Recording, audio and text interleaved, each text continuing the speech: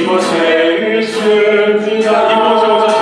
이곳에 오셔서 이곳에 앉으소서. 이곳에서는 예배를 받으소서. 주님의 이름만이 오직 주의 이름만 이곳에 있으리라.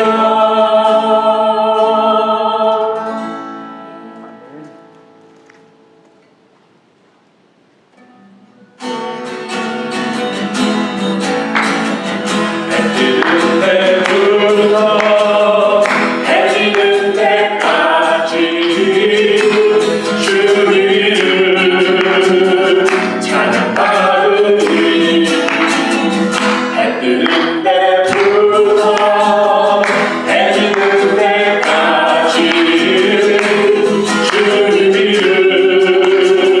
찬양하으니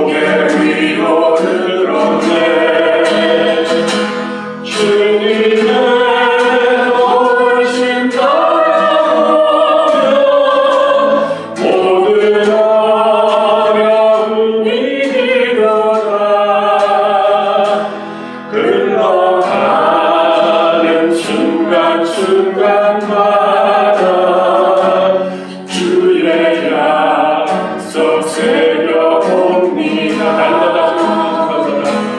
날마다 숨쉬는 순간마다 내 앞에 어려운 일 보내 주님 앞에 이 몸을 맡길 때 슬픔 없네 두려움 없네 주님의 그 자비로운 손길 항상 좋은 것 주시로다 사랑스레 아픔과 기쁨 수고와 평화와 안식 주님의 그 자비로운 손길 주님의 그 자비로운 손길 항상 좋은 것 주시로다 사랑스레 아픔과 기쁨 수고와 평화와 안식 자비로우신 하나님, 언제나 당신의 자비의 손길로 우리를 품어주시고 항상 당신의 좋은 것으로 채워주시는 하나님이신 줄 이 시간 고백합니다. 그리고 오늘도 하나님으로부터 좋은 것을 받기 위하여 말씀으로 채움받기 위하여 이 자리에 나왔사오매 오늘도 성령으로 저희들의 심령을 인쳐 주시어서 그 좋은 것을 좋은 것으로 받는 은혜의 시간 되게 하여 주옵소서. 예수님의 이름으로 기도드리옵나이다. 아멘. 할렐루야. 네, 한 주 동안 평안하셨습니까? 네, 오늘은 중간에 지나가는 비였지만 아주 비가 많이 쏟아져가지고 깜짝 놀랐는데 그래서 또 이 일기 때문에 또 못 오시는 분이 계시지 않는가 그런 생각을 해봅니다. 그래도 하나님의 말씀은 항상 살아있고 운동력이 있어서 언제 어디서나 우리에게 감동을 주시고 또 깨달음을 주시고 도전을 주시는 것 같습니다. 오늘도 주님 주시는 말씀 가운데 큰 은혜 받으시는 귀한 은혜의 시간 되시기를 원합니다. 오늘 주신 하나님의 말씀은 좀 짧은데요. 사무엘상 15장 35절로부터 16장 3절까지입니다. 4절입니다. 15장 35절로부터 16장 3절까지 말씀입니다.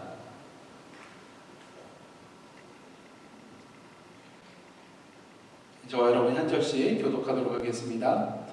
사무엘이 죽는 날까지 사울을 다시 가서 보지 아니하였으니 이는 그가 사울을 위하여 슬퍼함이었고 여호와께서는 사울을 이스라엘 왕으로 삼으신 것을 후회하셨더라. 여호와께서 사무엘에게 이르시되 내가 이미 사울을 버려 이스라엘 왕이 되지 못하게 하였거늘 내가 그를 위하여 언제까지 슬퍼하겠느냐. 너는 뿔에 기름을 채워가지고 가라. 내가 너를 베들레헴 사람 이새에게로 보내리니 이는 내가 그의 아들 중에서 한 왕을 보았느니라 하시는지라. 사무엘이 이르되 내가 어찌 갈 수 있으리이까. 사울이 들으면 나를 죽이리이다 하니 여호와께서 이르시되 너는 암송아지를 끌고 가서 말하기를 내가 여호와께 제사를 드리러 왔다 하고 이새를 제사에 청하라. 내게 행할 일을 가르치리니 내가 내게 알게 하는 자에게 나를 위하여 기름을 부을지니라. 아멘. 이는 하나님의 말씀입니다. 우리 인간은 후회하는 존재입니다. 여러분들 지금까지 살아오시면서 후회 안 해보신 적 있으신가요? 살아오시면서 하루에도 계속해서 후회하는 연약한 존재가 바로 우리 인간인 것이죠. 우리는 이렇게 연약하게 잘못 생각하고 잘못 판단하고 또 잘못 행할 때가 많이 있습니다. 근데 만약 우리에게 후회라는 그런 감정이 없다면 어떻게 될까요? 잘못을 했다 할지라도 그것을 잘못으로 여기지 않고 또 잘못인 줄 생각하지도 않게 될 것입니다. 또한 그것이 잘못이라는 것을 알았다 할지라도 후회하는 감정이 없다면 죄책감에 사로잡히지 않게 될 것입니다. 그런 의미에서 우리가 이전보다 좀 더 나은 사람, 또 변화된 사람으로 나아가기 위해서는 후회라는 그런 감정이 참으로 중요하다고 할 수가 있겠죠. 특히 그리스도인으로서 후회는 참으로 중요합니다. 여러분들 잃었다 찾은 아들의 비유 여러분도 기억하실 것입니다. 그 둘째 탕자가 아버지께로 돌아올 수 있었던 이유는 무엇일까요? 그 마음속에 후회라는 그런 감정이 들어왔고 그로 인하여서 자신의 죄를 깨닫고 뉘우치고 다시 아버지께로 돌아갈 수 있었다는 것입니다. 우리가 그리스도인으로서 살아갈 때 후회가 없다면 어떨까요? 자신의 잘못을 회개하고 다시 아버지께 돌아가는 일이 생기지 않을 것입니다. 또한 아버지 하나님의 용서와 사랑과 풍요로움을 누릴 수도 없게 되겠죠. 물론 그렇다고 매일매일 후회하면서 살라는 것은 아닙니다. 왜냐하면 변화없는 후회, 이것은 사사시대 이스라엘 백성들과 같이 다람쥐 쳇바퀴 도는 것과 같은 그런 죄의 악순환의 고리로 계속해서 이어 살아가는 것과 같은 것이기 때문인 것입니다. 그런 의미에 의해서 우리는 오늘도 하나님 앞에 잘못 생각하고 잘못 판단하고 잘못 행동한 것이 있다면 우리의 잘못을 분명히 깨닫고 후회하며 회개의 자리로 나아감을 통하여서 하나님의 그 긍휼의 하나님으로부터 용서함 받고 또 변화된 모습으로 살아가야 할 것입니다. 지금까지 그런 사울의 이야기를 함께 나눴는데요. 사울을 보시기를 원합니다. 자신의 불순종에 대하여 하나님 앞에 회개를 하던가요?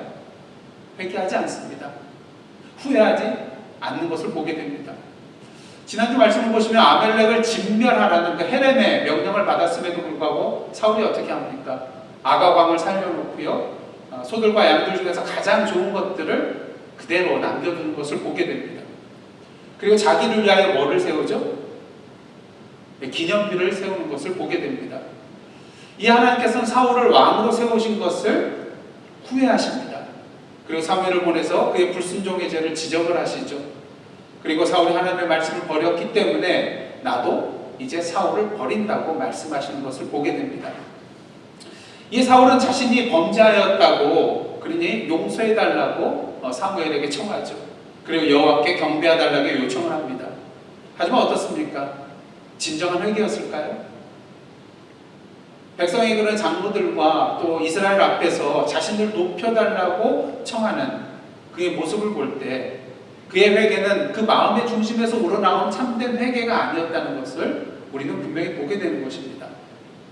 물론 사울이 하나님 앞에 나아가 경배하였다고 말씀을 증거하고 있습니다. 하지만 그 경배를 하나님께서 받으셨을 리는 만무합니다. 왜 그럴까요? 만일 사울이 진정 하나님 앞에 회개하는 마음이 있었다면 하나님 앞에 나아가 경배하기에 앞서서 그가 무엇을 해야 됐을까요? 아직 그는 하나님의 명령에 대하여 그 명령대로 순종하지 못했습니다. 두 가지 순종하지 못한 부분이 있었죠. 아가왕을 살려두었고요. 살찐 소와 양들을 남겨두었습니다. 만일 그가 진정 회개하였다면 하나님 앞에 경배하기에 앞서서 이 아가왕을 죽이고 이 소들과 양들을 다 죽여야만 했을 것입니다. 진멸하라는 하나님의 말씀에 완전히 순종을 했었어야 한다는 것이죠. 하지만 그는 그렇게 하지 않았다는 것입니다. 이 아가왕을 누가 죽였어요? 사울이 아닌 사무엘이 죽이는 것을 보게 됩니다. 아가왕을 끌어오게 하여서 하나님 앞에서 그를 죽이는 것을 보게 됩니다. 그리고 이 진멸하라는 하나님의 명령에 대해서 완수를 하고 사무엘은 라마로 가고 사울은 기브아로 자기 집으로 돌아가는 것을 보게 됩니다. 그러면서 이 사무엘상 15장 전체를 마지막 절인 35절은 이렇게 마무리를 하고 있습니다. 오늘 저희가 읽었던 본문인데요. 제가 봉독해 드리겠습니다. 사무엘이 죽는 날까지 사울을 다시 가서 보지 아니하였으니 이는 그가 사울을 위하여 슬퍼함이었고 여호와께서는 사울을 이스라엘 왕으로 삼으신 것을 어떻게 하셨다고요? 후회하셨더라. 사울을 이스라엘 왕으로 삼으신 것을 후회하셨더라. 사랑하는 성도 여러분, 이 세상에서 가장 불행한 사람이 있다면 누구일까요? 집을 잃은 사람이요? 가족의 생명을 잃은 사람이요? 불행한 사람이라고 할 수가 있겠습니다. 하지만 이 세상에서 가장 불행한 사람은 어떤 사람입니까? 그 사람은 바로 하나님의 후회의 대상이 되는 사람이라고 할 수 있을 것입니다. 하나님께서 후회하셨다는 의미는 무엇일까요? 더 이상 그 사람과 하나님께서 함께 하지 않으신다는 것이기 때문인 것입니다. 물론 사울이 공식적으로 왕의 자리에서 물러나게 된 것은 아닙니다. 계속해서 왕의 자리에 있죠.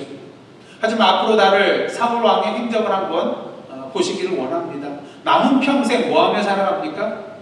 하나님의 사람 다윗을 죽이기 위해 혈안이 되어서 계속해서 그를 추격하는 그의 모습을 보게 되는 것입니다. 왕의 자리에 있으면 뭐합니까? 평생 그 자리를 뺏길까봐 불안해하고 두려워하며 그 마음속에 미움과 살해를 품고 살아가는 사울 왕을 한번 기억해 보시기를 원합니다. 한번 사울의 입장이 되어 보시기를 원합니다. 살아있어도 살아있는 것이 아닙니다. 왕의 자리에 있어도 어떻습니까? 이러한 삶은 지옥과 같은 그러한 삶일 것입니다. 여러분들 평생 누군가를 미워하면서 그 사람을 어떻게 하면 죽일 수 있을까 생각하며 살아가는 것, 생각만 해도 끔찍한 것입니다. 반면 다윗은 어떤가요? 언제 죽을지 모르는 사울에게 쫓기는 그러한 상황 속에서도, 두려움 가운데서도 하나님께 때로는 원망하고 왜 건져주시지 않냐고 불평하는 가운데서도 결국 어떻습니까? 그 여호와 하나님께서 자신을 곰과 사자의 발톱에서 건져주신 것처럼 결국 자신을 구원하여 주시고 지켜주실 것이라는 그런 믿음 가운데 마음의 참된 평안을 얻는, 그러게 여호와 하나님께 경배하는 그의 모습을 보게 되는 것입니다. 왜요? 여호와께서 자신의 선한 목자 되어주신다는 것을 분명히 알고 믿고 있었기 때문인 것이죠. 하나님께서 우리를 자녀로 삼아주시고요, 우리에게 직분을 주시고 사명을 주셨습니다. 바라기는 하나님께서 우리를 자녀 삼아주시고 직분 주시고 사명 주신 것을 후회하는 일이 없도록 오늘도 주님의 말씀에 대하여 믿음으로 그 말씀에 순종하며 나아가는 저와 여러분의 복된 삶이 되기를 간절히 원합니다.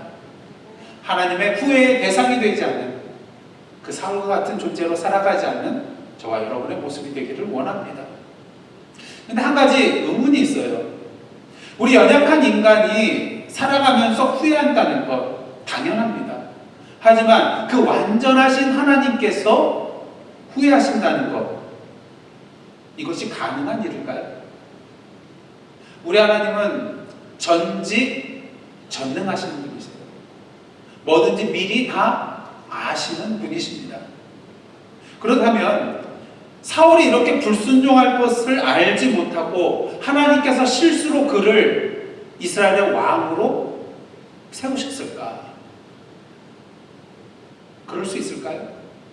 전지전능하신 분이 이러한 실수를 하실 수 있을까요? 여호와께서 사울을 왕으로 세운 것을 후회하신다는 내용이 나와 있는 사무엘상 15장을 보시면요, 사무엘이 사울에게 여호와 하나님에 대하여 이렇게 말하고 있는 것을 보게 됩니다. 29절 말씀 한번 찾아보시길 원합니다. 사무엘상 15장 29절입니다. 15장에 보면은 하나님께서 사울을 왕으로 세우신 것을 후회한다는 그런 표현이 11절과 35절에 나와 있습니다. 근데 29절을 보면은 사무엘이 하나님에 대한 이러한 표현을 하고 있어요. 다 함께 읽겠습니다. 시작. 이스라엘의 지존자는 거짓이나 변개함이 없으시니 그는 사람이 아니심으로 결코 변개하지 아니하심이니이다. 그래서 변개한다는 것은 체인지 마인드 한다는 거예요. 마음을 바꾼다는 것입니다. 근데 놀라운 것은요, 이 변개하다에 해당되는 히브리어 단어가 나함이라는 그런 단어인데, 하나님께서 사울을 왕으로 세우신 것을 후회한다고 하실 때 이 후회한다에 해당되는 단어도 히브리어로 나함이에요. 똑같은 단어를 사용하고 있다는 것입니다. 그럼 이상하지 않나요? 하나님께서 사울을 왕으로 세우신 것을 후회한다는 것과 하나님께서는 변개함이, 다시 말해서 후회함이 없으시다는 것, 서로 정반대의 모순되는 말이잖아요. 근데 이 모순되는 표현이 사무엘상 15장에 나타나고 있다는 것입니다. 그렇다면 이 모순된 표현 둘 중에 하나는 잘못된 것일까? 결코 그렇지 않다는 것입니다. 우리 하나님께서 후회하셨다는 이 표현을 문자 그대로 이해해서는 안 될 것입니다. 그렇다면 하나님께서 사울을 왕으로 세우신 것을 후회하셨다는 이 표현에서의 후회, 이 후회하셨다는 표현을 우리는 어떻게 이해를 해야 할까? 신학적으로는요, 신인 동형론적 표현이라는 것이 있습니다. 신이신 하나님을 우리가 묘사하는 데 있어서 우리 인간의 성품과 또 감정과 형상 등을 사용하여서 하나님을 묘사할 때 신인 동형론적 표현을 사용한다고 우리는 말하게 됩니다. 한번 생각을 해보십시오. 하나님은 무한하신 분이에요. 영원하신 분이에요. 그리고 영적인 하나님이세요. 이런 하나님에 대해서 유한한 우리가 제대로 이해할 수 있겠습니까? 유한한 우리가 완전히 이해할 수 있는 하나님이라면 그는 신이 아닐 것입니다. 그렇다고 유한한 우리가 그 무한하시고 영원하시고 영적인 하나님을 어떻게 이해할 수 있을까? 우리의 언어로, 우리의 성품으로, 우리의 감정으로, 우리의 형상으로서밖에 이해할 수밖에는 없다는 것이죠. 그렇게 우리가 이해하는 데 도움이 될 수 있도록 우리의 수준에 맞춰서, 하나님 수준이 아니라요, 우리 인간의 수준에 맞추어 우리의 성품과 감정과 느낌과 형상에 해당되는 말을 사용하여서 하나님에 대하여 표현할 때 이것을 우리는 신인 동형론적인 표현이라고 말을 하는 것입니다. 그런 의미에서 우리가 표현하는 이 신인 동형론적인 표현은 문자 그대로 하나님을 묘사하고 가리키는 것이 아니라는 것을 우리는 분명히 알아야 됩니다. 다만 인간적인 수준에 맞추어서 하나님을 이해하고자 하는 그런 표현이기 때문인 것이죠. 예를 들어서 신명기 4장 24절을 보시면요, 하나님은 소멸하시는 분이시요 질투하시는 하나님이라는 그런 표현이 있습니다. 어떤 하나님이라고요? 질투하시는 하나님.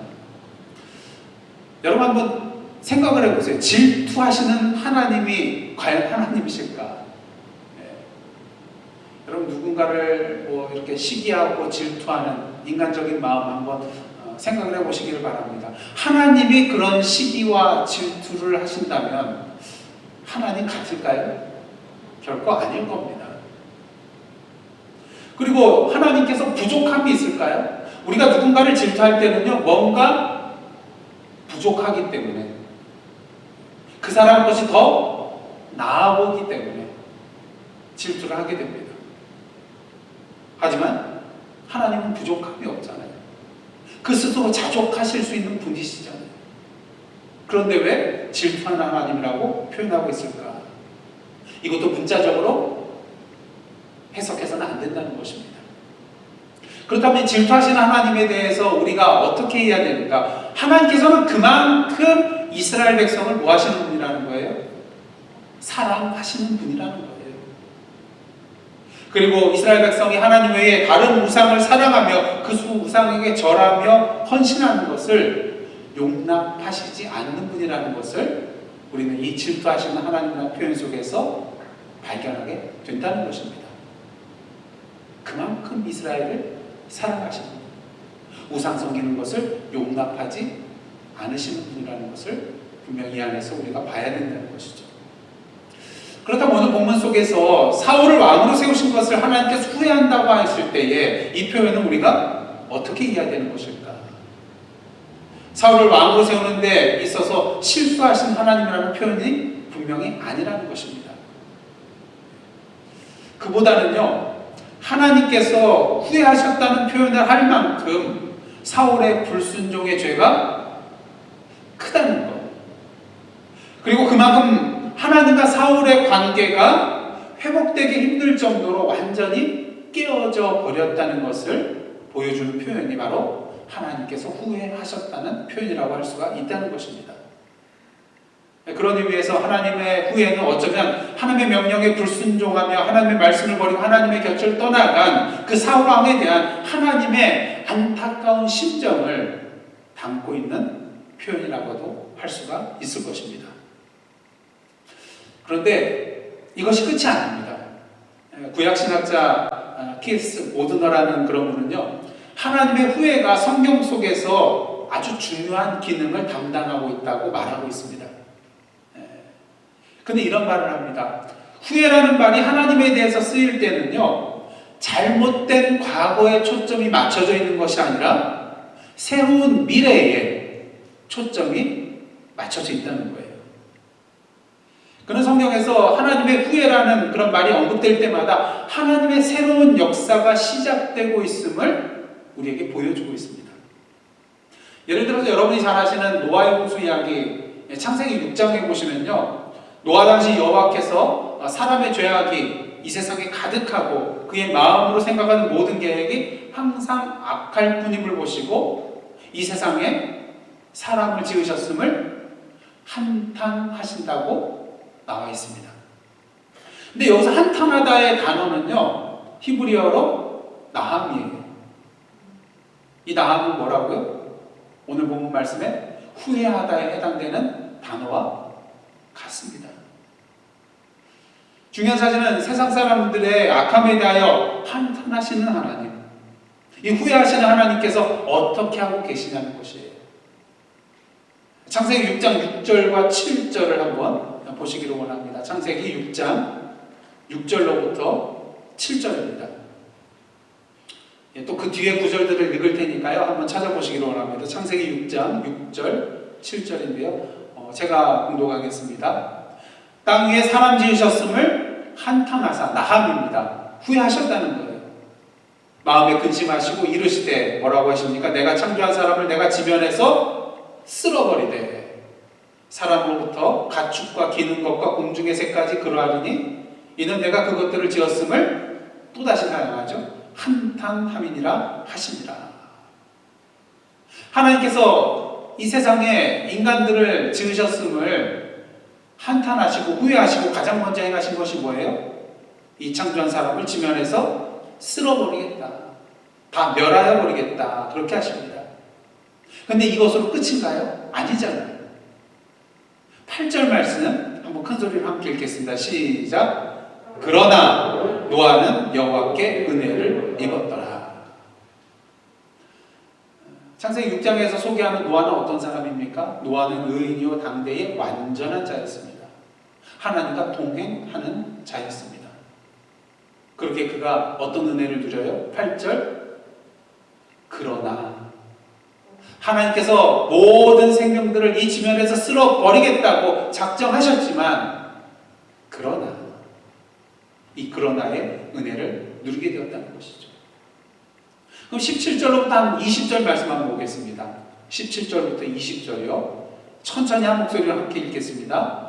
내가 홍수를 땅에 일으켜 무릇 생명의 기운이 있는 모든 육체를 천하에서 멸절하리니 땅에 있는 것들이 다 죽으리라. 근데 18절이요. 그러나 너와는 내가 내 언약을 세우리니 너는 내 아들들과 내 아내와 내 며느리들과 함께 그 방주로 들어가고 혈육 있는 모든 생물을 너는 각기 한 수 한 쌍씩 방주로 이끌어들여 너와 함께 생명을 보존하게 하되 새가 그 종류대로 가축이 그 종류대로 땅에 기는 모든 것이 그 종류대로 각기 둘씩 내게로 나아오리니 그 생명을 보존하게 하라. 이를 통해 우리는요, 하나님의 한탄과 후회는 잘못된 과거와 그에 대한 심판으로 끝이 나는 것이 아니라 또한 동시에 무엇임을 알 수 있습니까? 새로운 구원과 생명의 역사가 시작이 되는 그 시발점이 되고 있다는 것을 우리는 분명히 보게 되는 것이죠. 다시 말해서 하나님의 후회라는 것은 절망하고 낭만만 할 때가 아니라 이제는 새로운 소망을 품어야 할 때라는 것입니다. 그렇다면 오늘 본문에 나타난 하나님의 후회는 어떻습니까? 사무엘상 16장 1절 말씀 다시 한번 보도록 하겠습니다. 오늘 본문 사무엘상 16장 1절입니다. 제가 공독해 드리겠습니다.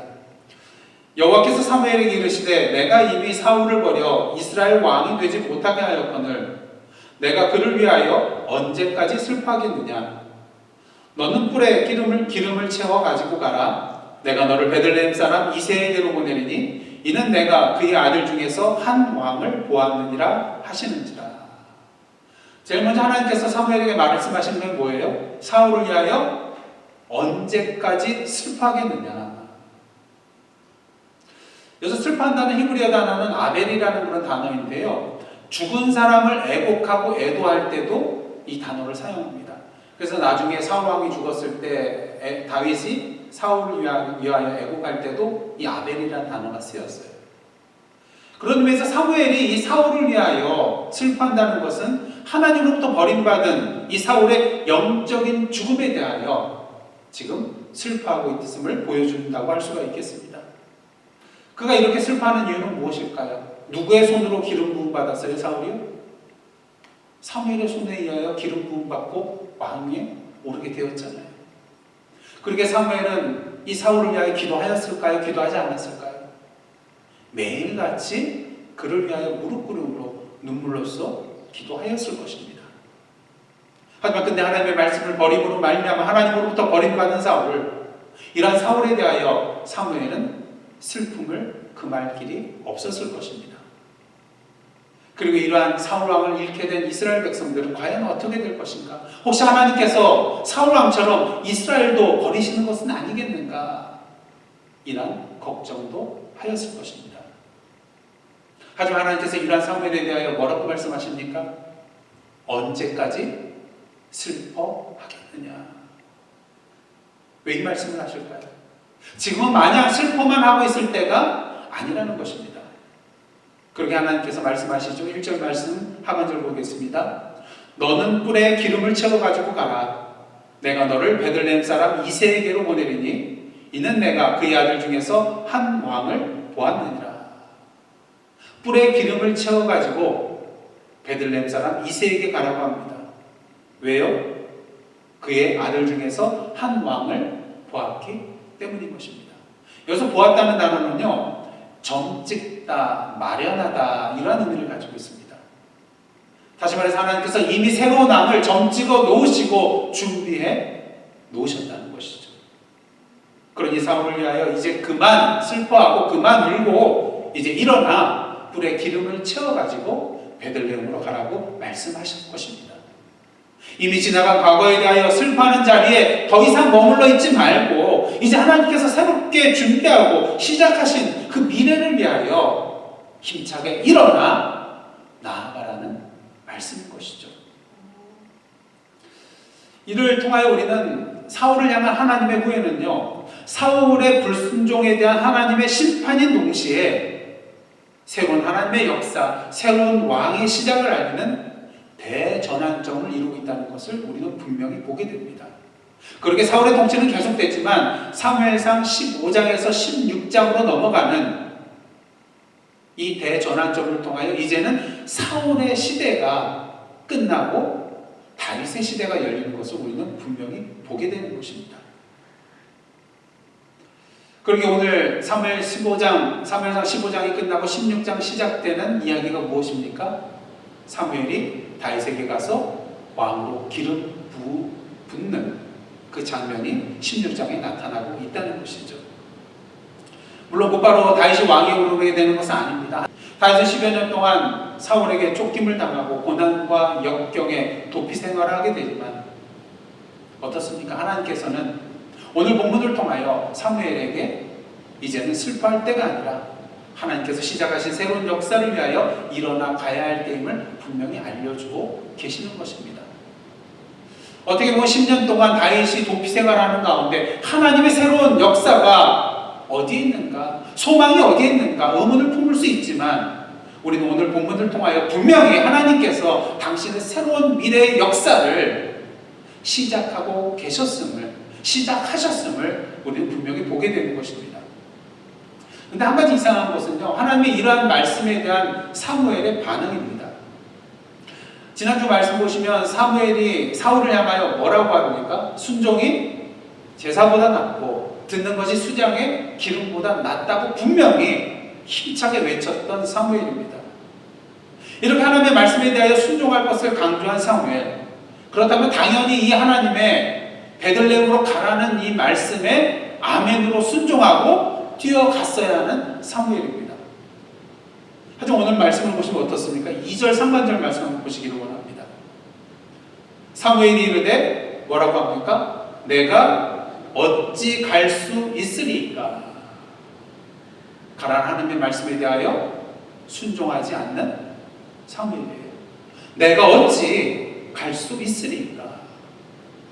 물론 타당한 이유가 있었습니다. 그 이유는 무엇입니까? 사울이 들으면 나를 죽이리이다. 아직 공식적으로 이스라엘의 왕은 사울입니다. 이런 상황 속에서 사무엘이 이상한 행보를 하게 되면 사무엘을 의심할 수밖에 없을 거예요. 그리고 만약 그 소식이 귀에 들어가게 되면 사무엘은 위험에 빠지게 될 것입니다. 그도 그럴 것이 지금 하나님께서 사무엘을 향하여 가라고 한 것이 어디입니까? 베들레헴이에요. 사무엘이 베들레헴으로 간다는 것은 평소 사무엘의 행보와는 다른 그러한 행보라고 할 수가 있겠습니다.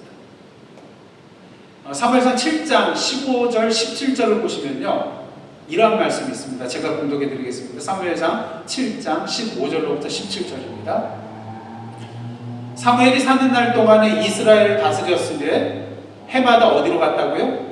베델과 길갈과 미스바로 순회하여 그 모든 곳에서 이스라엘을 다스렸고 라마로 돌아왔으니 이는 거기에 자기 집이 있음이니라. 거기서도 이스라엘을 다스렸으며 또 거기에 여호와를 위하여 제단을 쌓았더라. 해마다 사무엘이 지도자로서 순회한 곳은요, 이스라엘의 가장 중심지라고 할 수 있는 베델과 길갈과 미스바였어요. 그럼 베들레헴은 어디예요? 남유다에 속하는 아래 지방이었습니다. 만약 사무엘이 베들레헴으로 간다는 소식을 사울이 듣게 된다면 이상하게 생각했을 거예요. 이런 가운데 사무엘이 누군가에게 기름을 부었다는 소리까지 듣게 된다면 아마 사울은 분노하게 되겠죠. 불에 기름을 채워서 누군가의 머리에 기름을 부은다는 것은 어떠한 의미입니까? 그 사람을 왕으로 세운다는 의미거든요. 지금 버젓이 사울이 왕위에 앉아 있는데 또 다른 왕을 기름 붓는다는 것은 반역죄예요. 사형에 해당되는 죄인 것입니다. 그리고 오늘 말씀을 보시면 제가 어떻게 그리로 갈 수 있겠습니까? 사울이 알게 되면 나를 죽일 것입니다. 이런 말을 하고 있다는 것입니다. 이 사무엘에 내가 어찌 갈 수 있으리까? 한마디로 뭐 하기 싫다는 거예요? 죽기 싫다는 것입니다.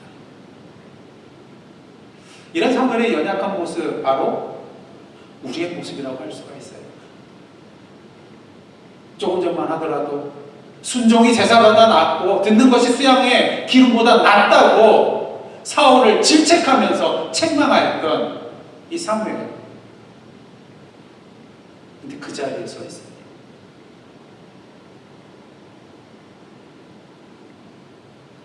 다른 사람의 눈에 있는 티에 대해서 정지하지 마시기 바랍니다. 왜? 내 눈 속에 들보가 자리 잡고 있을 수 있기 때문인 것입니다. 그래도 괜찮은 것은 결국 사무엘이 순종을 하죠. 가라는 말씀에. 오늘 하나님께서는요, 우리를 위하여 새 일을 준비해 놓고 계십니다. 그리고 그 일을 이루시기 위하여 홀로 그 일을 행하실 수 있음에도 불구하고 그 일을 위하여 우리를 부르십니다. 이런 부르심과 사명 주심에 대하여 사무엘과 같이 온전히 순종하지 못하는 우리가 되지 않기를 원합니다. 내가 어찌 갈 수 있으리까 대답하는 저희들 되지 않기를 원합니다. 오늘은 하나님의 부르심에 대하여 사명 주심에 대하여 아멘으로 순종하며 나아가는 저와 여러분의 모습이 되기를 원합니다. 왜요? 하나님께서는 이미 다 준비해 놓고 계시거든요. 갈 수 없는 곳을 우리에게 가라고 등 떠미시는 분이 아니라는 것입니다. 이미 모든 것을 다 준비해 놓으시고 가라고 명하시는 하나님이기 때문인 것이죠. 하지만 우리는 어떻습니까? 이런 하나님의 명령에 대하여 갈 수 있는 이유를 생각하기에 앞서서 뭘 생각해요? 갈 수 없는 이유를 먼저 찾기 바쁜 연약한 존재가 바로 우리라는 것이죠. 그렇게 하나님께서 사무엘을 사랑하셔서 직접 사무엘에게 의심받지 않고 갈 수 있는 방법을 제시해 주고 계십니다. 2절 하반절과 3절인데요. 제가 공독해 드리겠습니다. 여호와께서 이르시되 너는 암송아지를 끌고 가서 말하기를 내가 여호와께 제사를 드리러 왔다 하고 이새를 제사에 청하라. 내가 내게 행할 일을 가르치리니 내가 내게 알게 하는 자에게 나를 위하여 기름을 부을지니라. 그리고 사무엘은 이 여호와의 말씀대로 뿔에 기름을 채워서 베들레헴으로 향하게 됩니다. 근데 여기서 우리가 눈여겨봐야 할 내용이 있는데요. 하나님께서 누구를 위하여 기름을 부으라고 말씀하고 계십니까? 나를 위하여. 나가 누구예요? 바로 여호와 하나님이신 것입니다. 이를 통해 우리가 분명히 알아야 될 것은 하나님께서 오늘도 우리를 부르시고 사명을 주시고 말씀하신 궁극적인 목적은 여호와 하나님 자신을 위하여라는 것입니다. 하나님께서 사울을 왕으로 세우신 것에 대하여 후회하신 이유가 무엇입니까? 사울이 아말렉과의 전장에서 대승을 거두게 된 이유, 하나님을 위하여 승전비를 세워야 함에도 불구하고 누구를 위하여 승전비를 세웁니까? 자기를 위하여 승전비를 세웠습니다.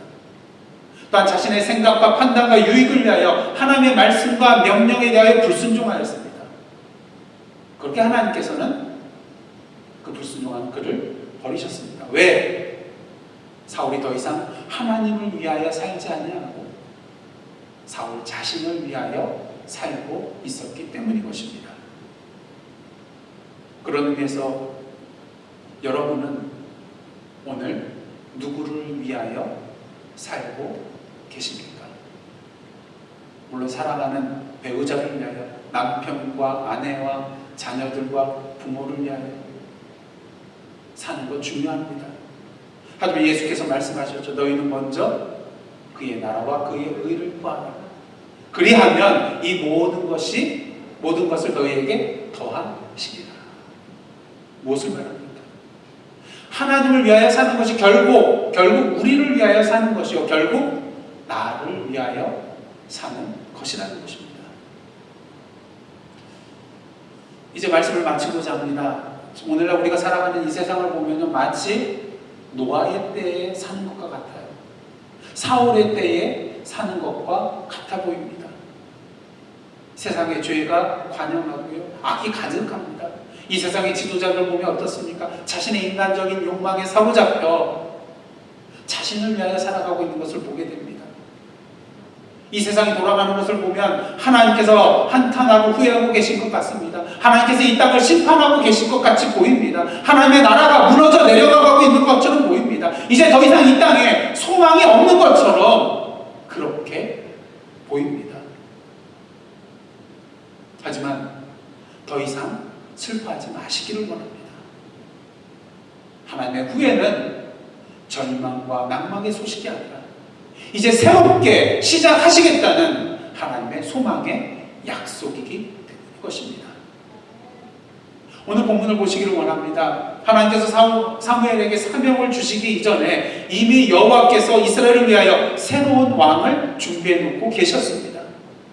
이미 하나님의 새로운 역사가 시작이 되었다는 것이죠.